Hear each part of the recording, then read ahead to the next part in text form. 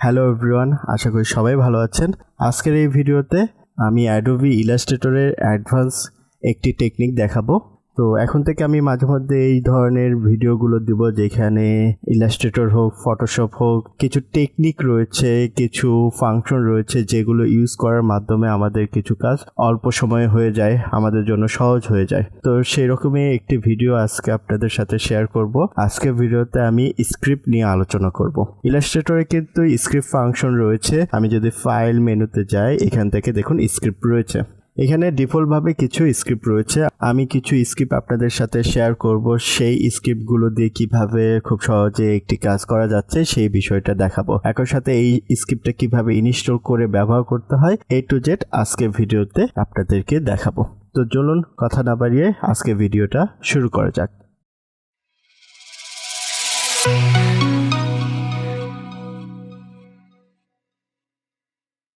প্রথমেই আমরা জেনে নিই আসলে স্ক্রিপ্টটা কি।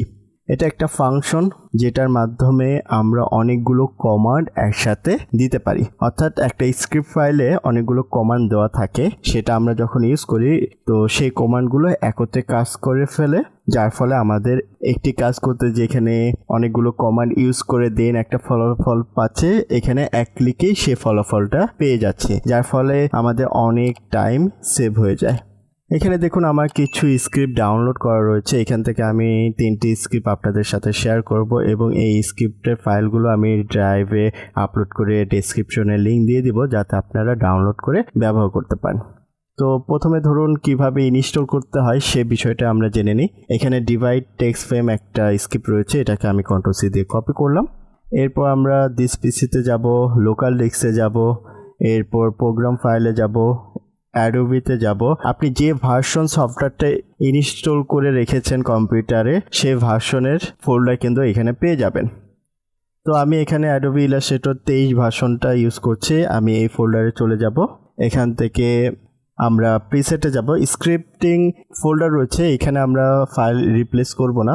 এখানে প্রিসেটে যাব, এখান থেকে ইংলিশে যাব, দেন এইখানে দেখবেন স্ক্রিপ্ট রয়েছে, এটার ভিতর গিয়ে আমরা এই স্ক্রিপ্টটাকে পেস্ট করব। Ctrl+V দিয়ে পেস্ট করলাম, এখানে কন্টিনিউ দিয়ে দিব। তাহলে আমাদের স্ক্রিপ্টটা এখানে কিন্তু চলে এসেছে। তো যখন আমরা ইনস্টল প্রসেসে থাকব তখন কিন্তু ইলাস্ট্রেটর ওপেন করা যাবে না বা ওপেন থাকা যাবে না, ওটা ক্লোজ রেখে দেন ইনস্টল করতে হবে। তো আমার ইনস্টল করা শেষ। এবার আমরা ইলাস্ট্রেটরটা ওপেন করব। এখান থেকে আমি একটা ব্ল্যাঙ্ক পেজ নিলাম। তো ধরুন এখানে আমি কোনো একটা টেক্সট লিখছি এবং এখান থেকে টেক্সট সাইজটাকে বড় করে দিচ্ছি। তো এটা একটা লাইনে রয়েছে। এখন আমার দরকার এমন যে ইলাস্ট্রেটর আলাদা একটা টেক্সটে থাকবে, ইনস্টল একটা টেক্সট থাকবে, স্ক্রিপ্ট একটা টেক্সট থাকবে। তো এই ক্ষেত্রে আমরা যেটা করতাম বা করি সাধারণত, এই অংশটাকে Ctrl+X দিয়ে কাট করে নিলাম, দেন Ctrl+V দিয়ে পেস্ট করলাম। এটা একটা অংশ হলো, এটা একটা অংশ হলো। ঠিক একইভাবে এখানে এতটুকু অংশ Ctrl+X দিয়ে কাট করলাম, এখানে এসে Ctrl+V দিয়ে পেস্ট করলাম।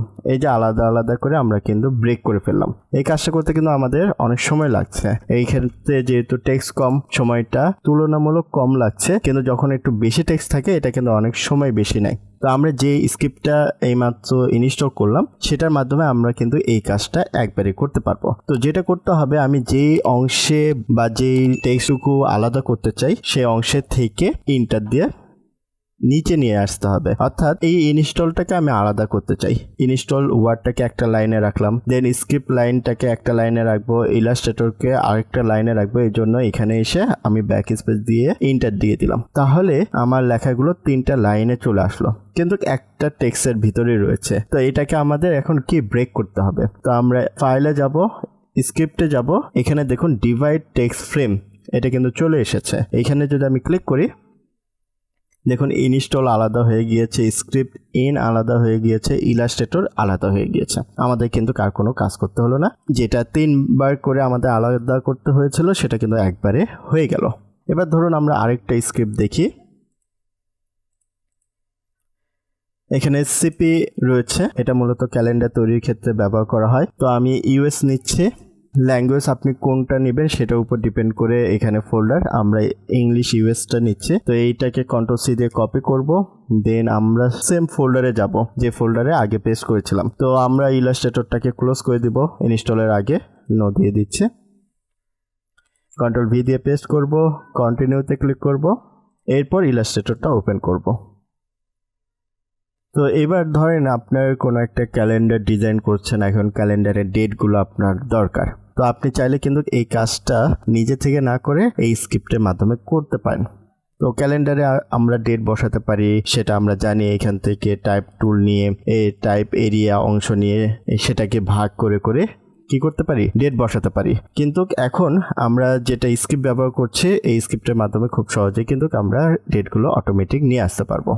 আমরা যেটা করব, ফাইলে যাব, স্ক্রিপ্টে যাব, এখানে ক্যালেন্ডার প্রি মেকারে যাব।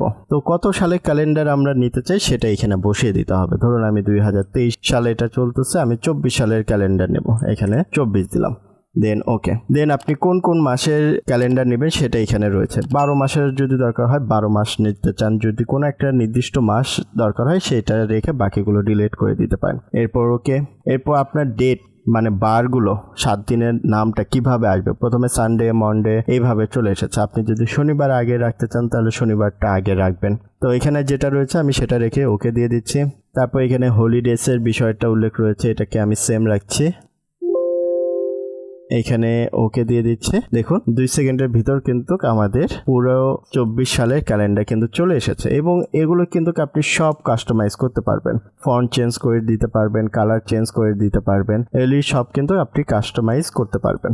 তো এখন আপনি কোনো একটা ডিজাইন করছেন, তাহলে এখান থেকে ডেট নিয়ে জাস্ট ডিজাইনের উপর বসিয়ে দিলেন, ফন্ট চেঞ্জ করলে, কালার চেঞ্জ করা দরকার হলে কালার চেঞ্জ করে নিলেন, বাস খুব সহজে কিন্তু আপনি ডেটের কাজটা সম্পূর্ণ করতে পারবেন। এবার আমরা আরেকটা স্ক্রিপ্ট ইনস্টল করি, আমি ইলাস্ট্রেটরটাকে ক্লোজ করে দিচ্ছি। এবার আমরা র্যান্ডম সোয়াচ ফিল কালার যে স্ক্রিপ্টটা রয়েছে এটাকে কপি করব, দেন আমাদের স্ক্রিপ্ট ফোল্ডারে এসে কন্ট্রোল ভি দিয়ে পেস্ট করব, কন্টিনিউ দিব, আমাদের ইলাস্ট্রেটরটা ওপেন করব। এই স্ক্রিপ্টের কাজটা কি, ধরুন আমি অনেকগুলো শেপ তৈরি করেছি, এখানে স্টক কালারটা অফ রাখছি, ফিল কালার একটা দিয়ে দিচ্ছি।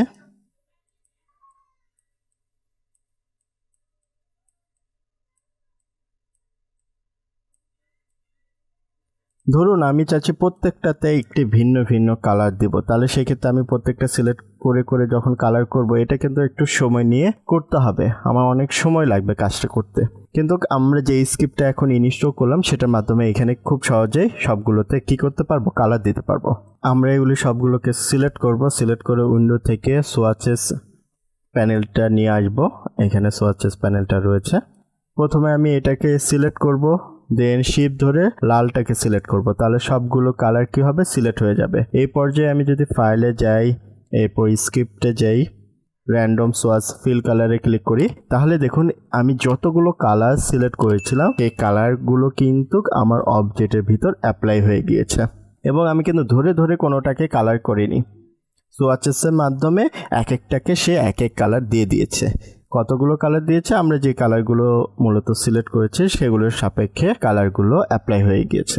এখন আপনি অনেকগুলো অবজেক্ট নিয়েছেন, এখন আপনি চাচ্ছেন 2-3টি কালার অবজেক্টগুলোর ভিতর দিয়ে দিবেন।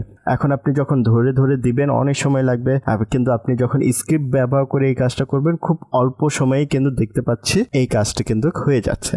তো এই হচ্ছে স্ক্রিপ্টের বিষয়, যেখানে অনেকগুলো কমান্ড থাকে, যে কমান্ডগুলো আমরা একবারে ব্যবহার করতে পারি। তো আপনি বিভিন্ন ধরনের স্ক্রিপ্ট ডাউনলোড করে আপনার প্রয়োজন অনুসারে সেগুলো ব্যবহার করতে পারেন। কিভাবে ইনস্টল করতে হয়, কিভাবে ব্যবহার করতে হয়, কোনটা কোন কাজে লাগে, এই ধরনের বিষয়গুলো কিন্তু আজকে আমি মোটামুটি আপনাদেরকে কভার করে দিয়েছি। এই ধরনের কিন্তু অনেক স্ক্রিপ্ট রয়েছে, তো আপনার প্রয়োজন অনুসারে আপনি সেই ধরনের স্ক্রিপ্ট সার্চ করে নিয়ে বের করে সেটা ব্যবহার করতে পারেন। তো আজকে ভিডিওটি আমি এই পর্যন্ত রাখছি, পরবর্তী আরেকটি ভিডিওতে ইলাস্ট্রেটরের নতুন কোনো অ্যাডভান্স টেকনিক নিয়ে আপনাদের সাথে দেখা হচ্ছে। তো সেই পর্যন্ত সবাই ভালো থাকবেন, ধন্যবাদ সবাইকে।